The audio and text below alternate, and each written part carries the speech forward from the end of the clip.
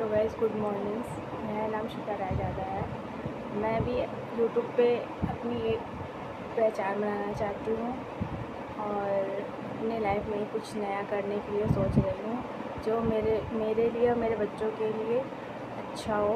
मेरी 2 बेटियाँ हैं और मैं प्रोफेशनल हूँ।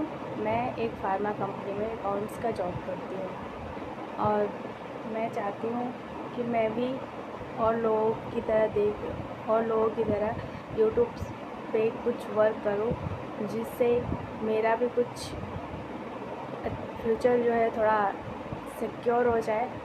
और मैं अभी तो नई हूँ, मुझे अभी ज़्यादा कुछ तो नहीं आता है।